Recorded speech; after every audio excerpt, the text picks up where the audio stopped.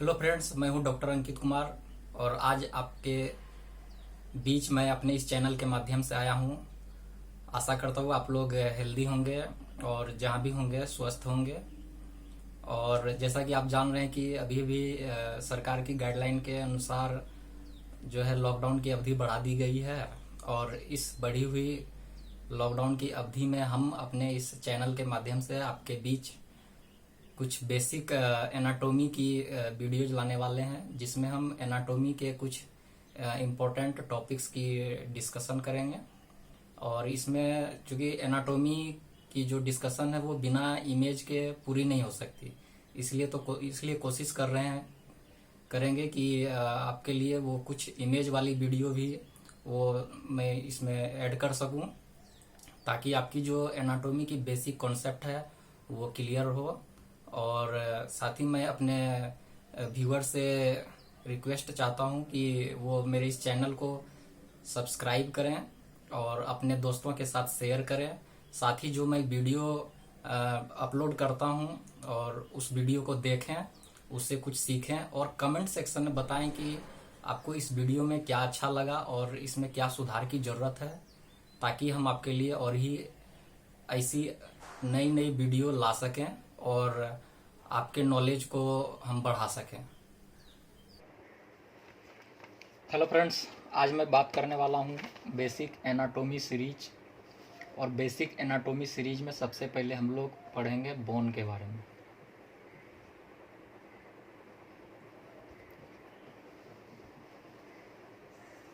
Bone basics.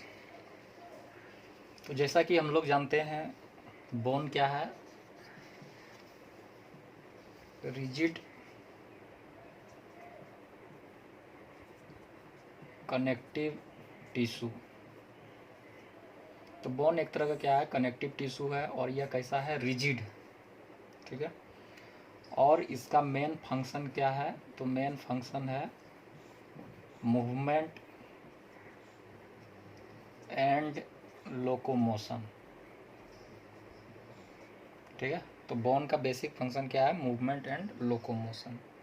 ठीक है। तो अगर हम लोग कह रहे हैं कि बोन कनेक्टिव टिश्यू है और रिजिड कनेक्टिव टिश्यू है, तो यह रिजिडिटी किसके कारण है? तो बोन जो रिजिड होता है यह मेनली जो है कैल्शियम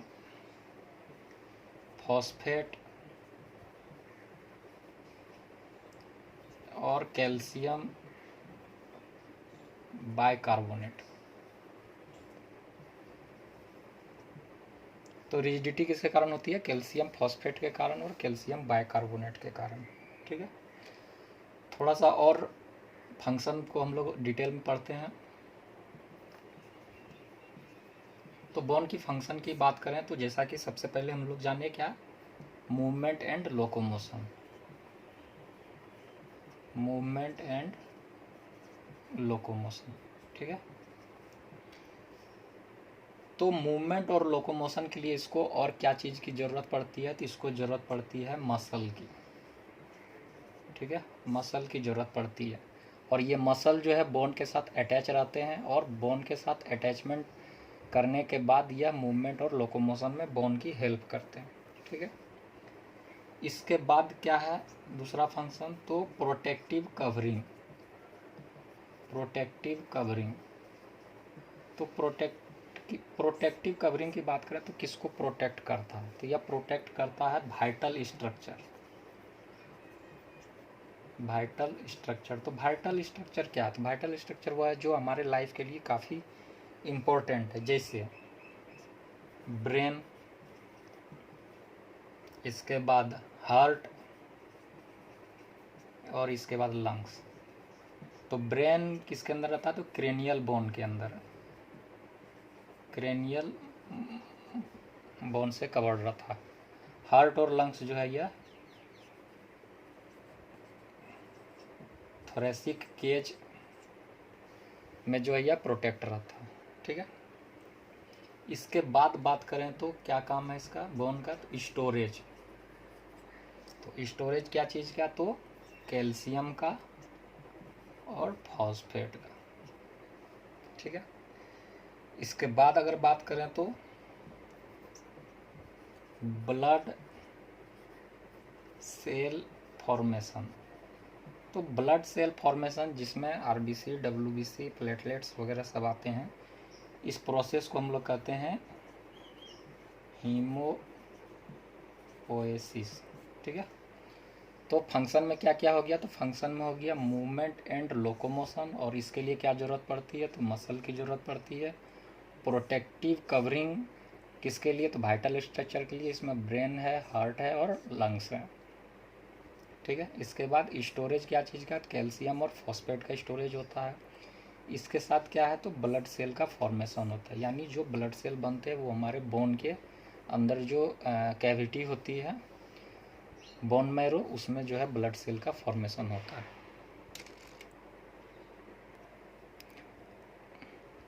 अब हम लोग आते हैं टाइप्स ऑफ बोन। बोन कितने प्रकार के होते हैं, यह काफ़ी बेसिक है। तो हम लोग टाइप्स ऑफ बोन, ठीक है। तो टाइप्स ऑफ बोन की बात करें तो मेनली जो है पहला होता है प्राइमरी और दूसरा होता है सेकेंडरी। तो प्राइमरी बोन क्या है और सेकेंडरी बोन क्या है, तो प्राइमरी बोन या इसको हम लोग कहते हैं इमेच्योर, ठीक है, या इसको हम लोग कहते हैं ऊवेन। ठीक है। तो प्राइमरी का और क्या नाम है, प्राइमरी बोन या इमेच्योर बोन या ऊवेन बोन। ठीक है। और सेकेंडरी का क्या नाम है, सेकेंडरी या मैच्योर या लेमिलर। ठीक है। तो दो तरह के मेनली होते हैं, प्राइमरी बोन और सेकेंडरी बोन। तो प्राइमरी को हम लोग इमेच्योर कहते हैं, ऊवेन कहते हैं, सेकेंडरी को हम लोग मैच्योर या लेमिलर कहते हैं। ठीक है। तो यह प्राइमरी बोन क्या होता है, ये न्यूली फॉर्म्ड होता है, न्यूली फॉर्म्ड बोन। बोन जो सबसे पहले बनता है, तो जो सबसे पहले जो स्ट्रक्चर बनती है उसे हम लोग कहते हैं प्राइमरी स्ट्रक्चर या प्राइमरी बोन कहते हैं। ठीक है। या फिर जो न्यूली फॉर्म्ड बोन है कब कब बनता है, तो न्यूली फॉर्म्ड या तो ग्रोथ के टाइम में बनेगा, जब हमारी बॉडी ग्रोथ करेगी उस समय नए न्यू बोन बनते हैं, और साथ ही फ्रैक्चर के बाद बनता है। अगर फ्रैक्चर हो जाता है तो वहाँ पे फिर जो है नया बोन बनता है, तो वो क्या होता है, तो वो प्राइमरी बोन होता है, वो इमेच्योर होता है। ठीक है। इसके बाद क्या होता है कि इस प्राइमरी या इमेच्योर में जो होता है रिमॉडलिंग होता है। ठीक है। तो ये बोन आफ्टर रिमॉडलिंग, ठीक है। तो बोन आफ्टर रिमॉडलिंग, तो रिमॉडलिंग होने के बाद जो बोन बनता है उसे हम लोग कहते हैं सेकेंडरी बोन। तो ये रिमॉडलिंग क्या है, तो ये रिमॉडलिंग मेनली जो है primary bone to secondary bone, primary bone के बाद जो है कुछ मॉडिफिकेशंस होते हैं और वो जो है सेकेंडरी बोन में बन जाता है, जिसे हम लोग कहते हैं रिमॉडलिंग। ठीक है। और यह जो है क्या है, तो ये डेफिनेटिव बोन है। यह क्या है, डेफिनेटिव बोन है। डेफिनेटिव बोन करने का मतलब क्या है कि यह एडल्ट टाइप है। जो एडल्ट में बोन मिलते हैं वो सेकेंडरी बोन होते हैं और वो मैच्योर होते हैं। ठीक है। इसके बाद अगर हम लोग बात करें तो जो मैच्योर या एडल्ट बोन जो होते हैं वो मेनली दो तरह के होते हैं। ठीक है। तो जो एडल्ट बोन है वो कितने तरह के होते हैं, दो तरह के होते हैं। एक कहते हैं हम लोग कॉर्टिकल या कॉम्पैक्ट बोन, और दूसरा होता है स्पॉन्जी या कैंसिलस। ठीक है। इसको मैं दूसरे पेन से लिख देता हूँ। तो कॉर्टिकल या कॉम्पैक्ट और स्पंजी या कैंसिलस, तो यह मेनली क्या है, तो यह मेनली डेफिनेटिव बोन्स के टाइप्स हैं। तो कॉर्टिकल बोन के पास क्या रहता है, तो सॉलिड कॉर्टिकल बोन सेल। तो इसके पास सॉलिड जो है वो कवरिंग होती है, ठीक है। और यह कहाँ मिलता है, तो यह लॉन्ग बोन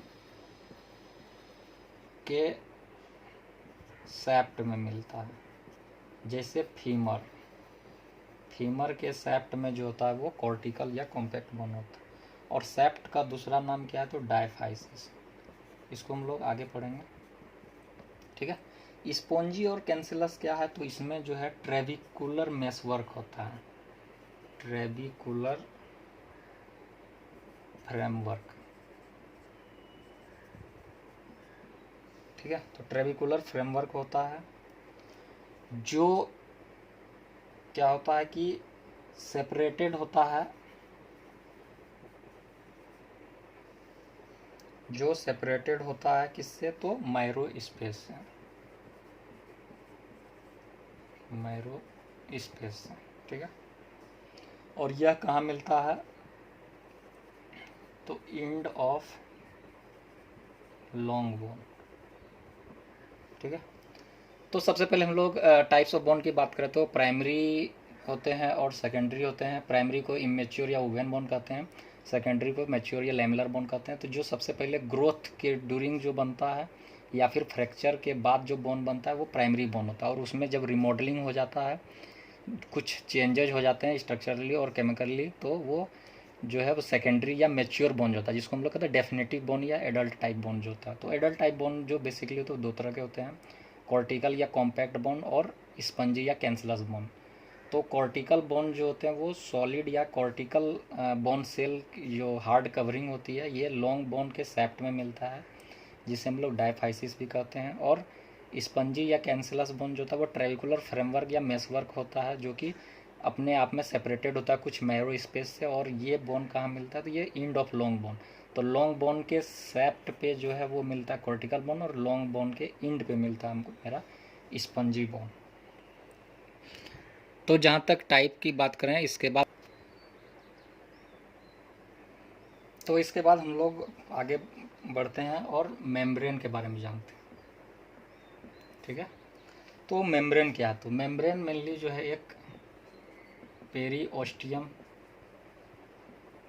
और एक इंडोओस्टियम।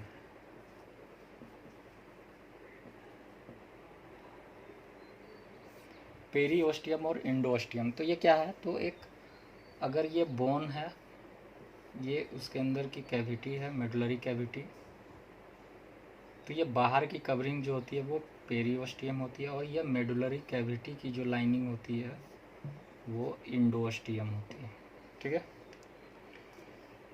तो पेरीओस्टियम क्या है, तो ये आउटर लेयर है, ठीक है। ये आउटर लेयर है, और यह क्या करता है कि यह send fibre perpendicular to bone,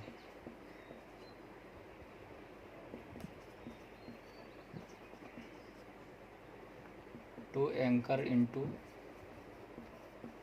compact bone.